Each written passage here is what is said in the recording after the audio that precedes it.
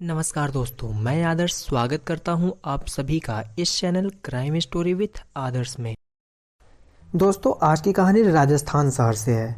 भारत के सबसे डरावने स्थान में से एक स्थान राजस्थान भी है, क्योंकि वहाँ से ऐसी ऐसी विचित्र घटनाएं सुनने को मिलती हैं जिसको सुनने के बाद आप दंग रह जाएंगे। दोस्तों, आज की भी कहानी एक ऐसी ही सच्ची घटना तथा विचित्र घटना से प्रेरित है, जो कि एक असफल प्यार और प्रतिशोध की है। सपना सलोनी और उसके मासूम दोस्तों की दास्तां, जो समय के दुष्ट चक्र में फंस गए हैं और उस मोड़ पर आके थम गए हैं जहां मौत उनका इंतजार कर रही है। राणा साहब एक बहुत ही अमीर और आलीशान हवेली के मालिक थे। उन्हें अपने से 10 साल छोटी उम्र की लड़की से प्यार हो गया था, लेकिन वो लड़की राणा साहब को अपने प्यार के मायाजाल में फंसा के उनकी जायदाद को छीन लेना चाहती थी। एक बार उस लड़की ने अपनी प्रेमी के साथ मिलकर राणा साहब को मारकर उन्हें जिंदा जमीन में गाड़ दिया।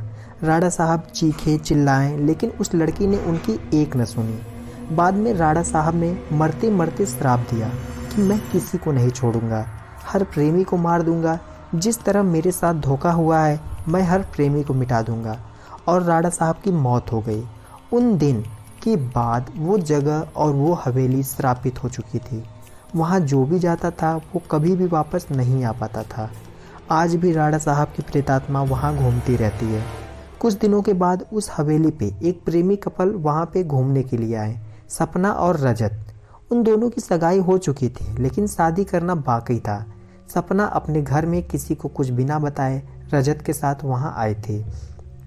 सपना और रजत मजाक मस्ती में उस जगह पे पहुँच गए जहाँ पे राणा साहब को जिंदा दफनाया गया था। अचानक रजत उस जगह पे गिर जाता है और उसका पैर जमीन के नीचे घुसने लगता है। यह देखकर सपना डर जाती है और मदद के लिए चीखने चिल्लाने लगती है, लेकिन कोई भी उसकी आवाज़ नहीं सुन पाता। सपना जब उस हवेली में मदद के लिए जाती है तो वहाँ उसे किसी के होने का आभास होता है। उसी वक्त तुरंत सपना गिर जाती है और कोई उसका पैर पकड़कर उसी जगह पर खींच के ले जाता है जहाँ राणा साहब और रजत दफन हुए थे। बाद में सपना भी उसी जगह पर दफन हो जाती है। कुछ दिन बाद जब सपना अपने घर नहीं पहुंचती, तब उसकी बहन सलोनी अपने पति समीर और कुछ मित्रों के साथ उसे ढूंढते ढूंढते उस हवेली पे पहुंच जाता है। समीर एक पैरानॉर्मल एक्टिविटी का एक्सपर्ट है। जब वो उस हवेली पर पहुंचता है तब समीर को पता चल गया कि यहाँ पे किसी बुरी आत्मा का वास है। उसने सबको सूचित कर दिया। उसी रात को उन सभी के साथ कुछ ऐसी अजीबोगरीब घटनाएं होने लगती है, जैसे कि नल से पानी टपकना, अपने बेडरूम में मिट्टी का आ जाना, रूम की खिड़की का अपने आप हिलने लगना, किसी के रोने की और चीखने चिल्लाने की आवाज़ें आना। यह सब देखकर वो सभी डर जाते हैं और उनमें से एक भागने की कोशिश भी करता है, लेकिन राणा साहब की प्रेतात्मा उसे भी जिंदा दफन कर देती है। दूसरे दिन जब उन लोगों को पता चलता है कि उनका एक साथी गायब है, तब वो लोग और भी डर जाते हैं। लेकिन समीर बताता है कि हमें यहाँ से बाहर निकलना है तो हमें उस आत्मा को बुलाना होगा और उनसे पूछना होगा कि आखिर वो चाहता क्या है। डर के मारे सभी लोगों ने समीर की बात मान ली और आत्मा को बुलाने के लिए तैयार हो गए।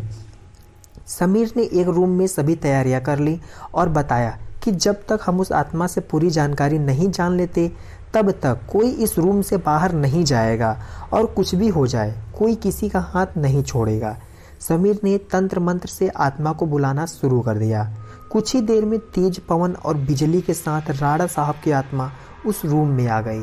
समीर ने उस आत्मा से बात की, आखिर तुम चाहते क्या हो? तुम लोगों को मार क्यों रहे हो? तुम हो कौन?